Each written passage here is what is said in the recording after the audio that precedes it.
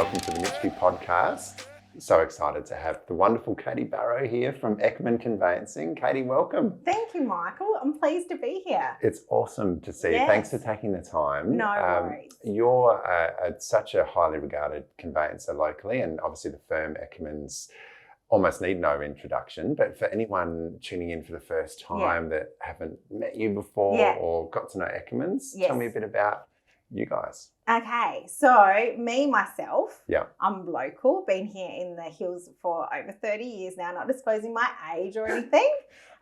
You were 5 when you started. That's right, exactly. Went to high school here, came from the Murray Valley. Awesome. So very country oriented, but yes, got the family, parents-in-law all living up in the district, so very passionate about the Adelaide Hills.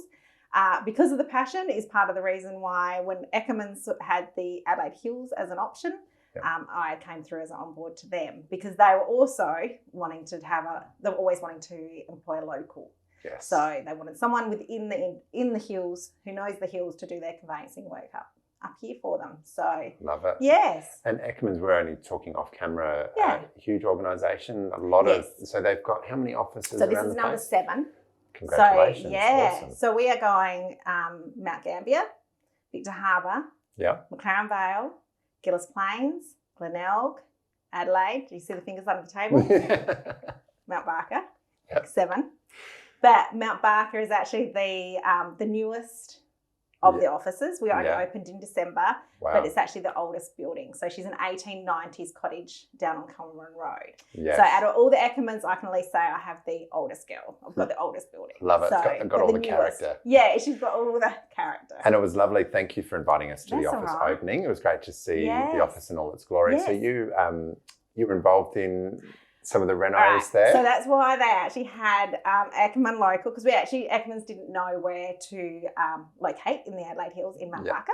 Yep. So I was came in on the very start when I came through for Eckermann's, I went to Mount Gambier, and then I went to McLaren Vale, and then I ended up in Adelaide. And in that time, we were trying to find the perfect match for us here in Mount Barker, because we wanted to be somewhere close to the people and the community, not to be too far out of we decided to hit Mount Barker, I suppose, without all the little towns you've got on offer in the hills. Yeah. So we came to Mount Barker, this little place rocked up. They were a bit not sure because we had to do a little bit to the garden and the front door. And then I was passionate about it. I'm like, this is the place. This is where we need to be. So yes, a few Sundays have been spent out in the garden, new doors, got to pick all that. So they've given me really free range of how we want to have the Mount Barker office. How good's that? It was really, really good. And I didn't see it before, but seeing the finished result. I wish I had before photos. I feel like I should have gone into renovation as a previous occupation because I got too passionate about it. And then I started putting candles by the bath and offering we could do B&Bs, but no. So I've held back now. And we've actually employed someone local as well from Nan. So there's myself and Leona. Awesome. And so that's been quite grounding for me because now I've stopped decorating. Back to conveyancing. Back to the conveyancing, as much fun as it was. Yeah. And it's interesting, again, you speaking to your reputation with clients in the hills for so long now. Yeah. But conveyancing, you guys are often, and I say this with the greatest amount of respect, that you're often the unsung heroes because you're behind the scenes, which is why you're so thrilled to be on a video podcast today. I'm so thrilled to be out there away from the desk, see if I can do the new thing of conveyancing and actually people know what we do. Love it. No, we're not the Saturday night. Well, because we're not the Saturday night pub chat. When people say to you, what do you do? And you say conveyancing, they pretty much turn their drinks and drink to someone else because they just don't know what we do. And on a Saturday night, they don't really want to talk about the ins and outs of legislation and regulations. Possibly Maybe not. But it's as really much important. as I try. Yes. So bring them back in. Same thing with parent-teacher. Those times when they invite the parent in to say the occupation. Never invited. Oh, no. We're going to change that. The unsung part of the exciting part of real estate and how fun real estate is, I do feel like conveyancing is the unsung part of the jigsaw. But without you guys, quite genuinely, it falls apart. We're the composers. We're the ones, we're the orchestra. Yes. We're the orchestra putting everyone in their front row, back row, middle row in line and pulling them together to make it. What we want at the end of the day is the best feeling when the phone call is settled is a thank you. Because then you go, we've nailed it. Nailed it. Yeah. Don't want any stress, don't want any drama. We want it to be a really good experience for the clients because they're excited about what they're doing. So we support as much as we can. Not everything's, we have some things with housing where they have to sell because of the state. Yes. But we try our best to represent and look after them as much as we can. Yeah, because I guess you guys are, obviously because you're connected to the transaction, you're connected to the emotional journey that a client goes through. That's right. But you're providing the legislation and legal framework to make sure that, I know you want to buy this house and you bought it, but let's make sure this actually happens. Yes, let's make sure it happens and make sure you understand what's happening. Yeah. Like some people get so passionate when they buy a property that they don't actually read their contracts or their Form 1s and realises there's easements and there's encumbrances. Yeah. So some people actually they're just passionate about the design of the build and where the build's located, but then don't understand behind it they've actually got some obligations that they have to look after. Yeah. And so we're sort of more the grounding side of it, going, wonderful, but did you know that these are, and some people quite often are, but we always just make sure that they understand what they're fully going into when they move into that front door. Yeah, and I think the great thing about what you do and what your team has done for so long is that you do it in a way that's not dry and boring and condescending to the client. Like they feel engaged in understanding what's going on, which is a credit to what you do. Because it's fun, because people do say, they go, oh, thanks for repeating. And I'm like, they don't go out there and do this every day. Well, we do. I don't expect people to understand the regulations. I would just always say, I have dot points, just follow my lead.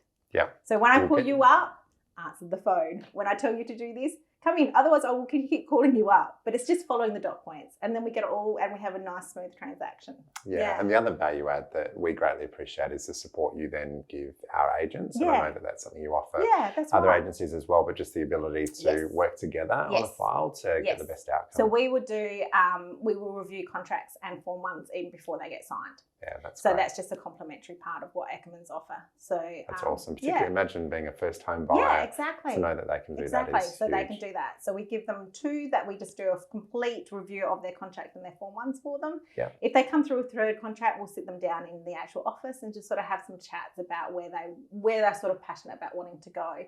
And we also have the open door policy. Okay. That people don't feel like I love it when people call me up.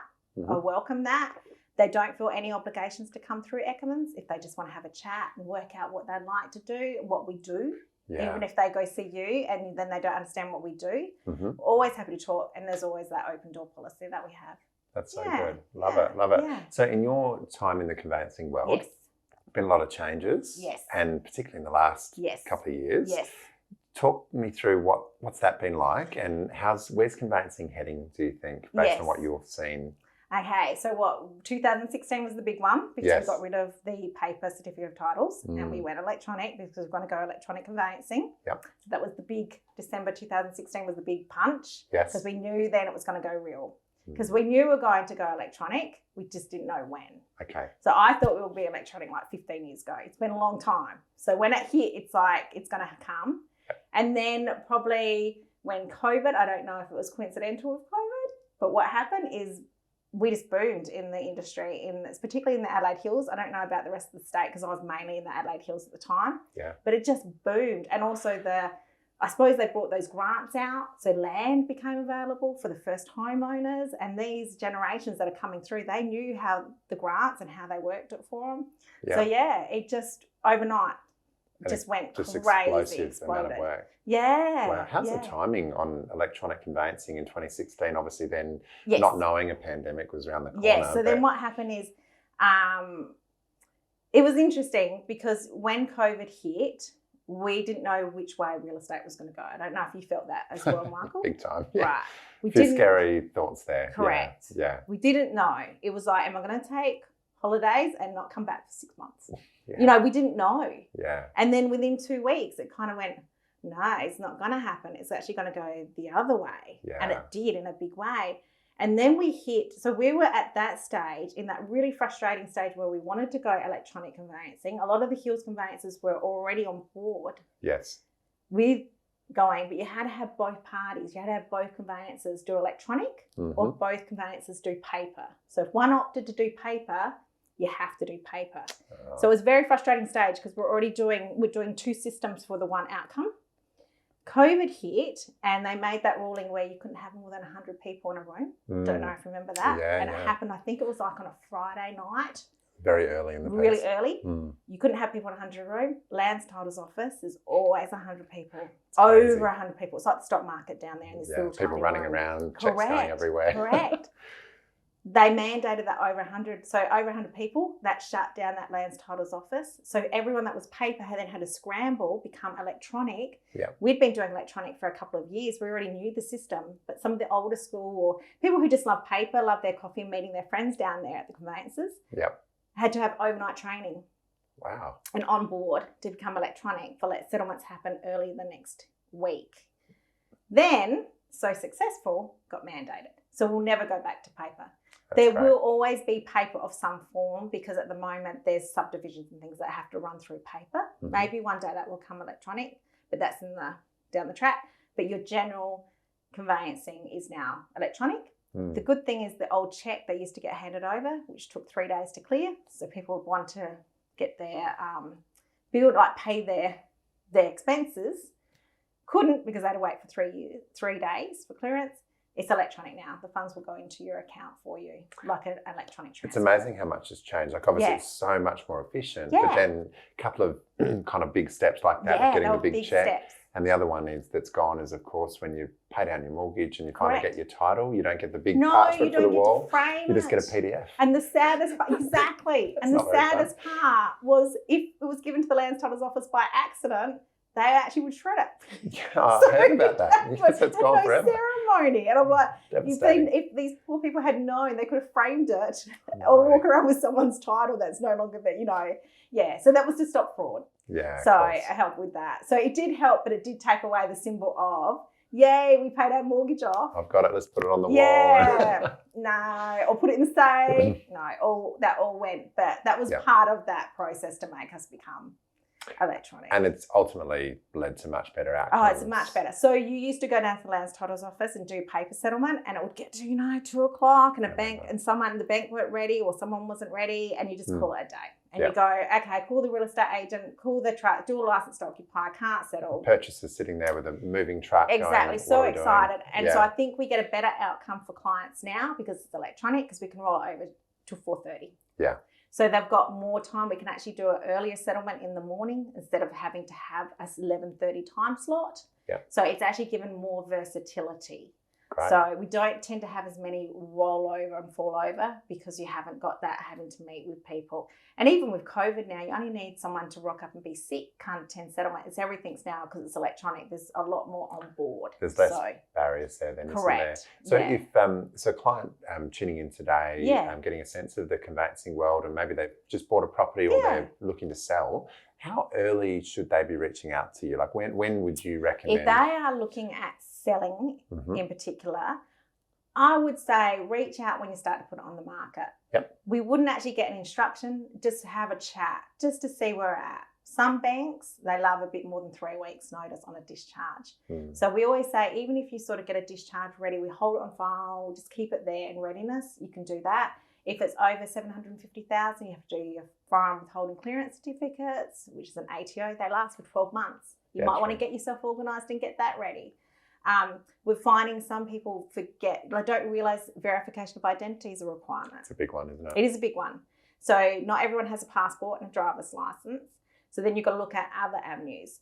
Birth certificate, but can't use an extract. And we find that people have to apply for them. They can take 3 weeks to come in. And that's both parties, that's purchaser and vendor. So birth certificate, driver's license, Medicare cards, change of name certificates, they all have to be the registered forms. Yeah, so it's a lot to organise. And again, so if they have a chat with us, we can go, have you got this lined up? Yes. Okay, we'll talk to you when your property's got your contract and your Form 1 because I'm confident that you're ready to go. Yeah, we had that client recently that were moving overseas. And I said, look, have a chat with Katie before you go, just in case there's anything before you leave the country. Because their ID lasts for 2 years. Yeah. So while they're overseas, we've got them doing their client authorization, their ID, and we can use DocuSign. So, yeah. Perfect, yeah. So in summary with that, like really as early as soon as they're in real estate mode and engaging an agent perhaps to sell. Yes. While they're engaging an agent to sell, just reach out. It only has to be a 10-minute conversation. Yeah. But just to go, okay, I understand this is the process. So love it. Don't have to do it, but I'm always sort of saying it's nice to do. You've got a link then. You can't like over prepare. No, when you're looking at moving. And people typically moving at the moment it feels like every 6 months, but they're moving every 7 to 8 years. That's right. You don't do it very often. No. So just check that legislation hasn't changed. And see, even on a weekend, people have thoughts. The one thing with Eckermann's is they do a weekend service as well. So that you don't. I didn't even know that. That's there you go. Yeah, I'm learning. I'm having a weekend, but the Eckermanns themselves are answering any assistance because they just help as much as we can. Because how often do you go on a Friday night and go, oh, I need that answer now? Yeah. Or I need to do a waiver. So there's always an assistant there at Eckermann's for that service. That's awesome. And quite often it will be one of the Eckermanns themselves you'll be speaking to. Okay. Yeah. Awesome. Yeah. How good is that? So it is very good. Well, it's good. I'm pleased to hear that you do get a weekend. I do get a weekend. I don't know about them. So when you're not in the conveyancing world, yes. What does a weekend look like for you? What do you like doing? Well, because I'm behind the desk all the time, the weekend for me is actually getting out to the fresh air. Love it. So I just went and got I will pronounce it incorrect, but it's a recumbent trike. Okay. It's not a push bike. Yep. So if you ever see it, it's a 3-wheeler bike. Okay, cool. So you sort of sit down. And so I tend to do all the bike tracks at the moment in the Adelaide Hills. Love it. That's great. Yeah. And I also do a little bit of nursery hopping around, trying to find so if you've got any gurus on this podcast who can recommend what to put in front of the Eckermann flower garden on 18 Cameron Road, because my petunias are nearly got to be at the end. Tell them to call me. We will. Because I need to know my winter flowers. Yes. Yeah, but it's fresh air basically on a weekend for me. Awesome. And any secret spots that you like to visit, or is it more just getting out? Just getting out of the bike tracks. Actually, the Larratinga wetlands. Loving how that's working along. Yeah, really developing, and they're obviously extending it more and more. Yeah, which is exactly. I went up to the Oval the other day, to the Mount Barker Oval, and I'm like, wow. It's next level, isn't it? It is. So it's good to see the growth. So, it is. Katie, it's been so awesome to have you on the podcast today. Thank you. Thanks for all the great work you do with our clients. Pleasure. We'd love to have you on another edition of the podcast in the future. Oh, pleasure. Anytime. Happy to share. Awesome. Thanks, Katie. No worries. Thank you. Cheers.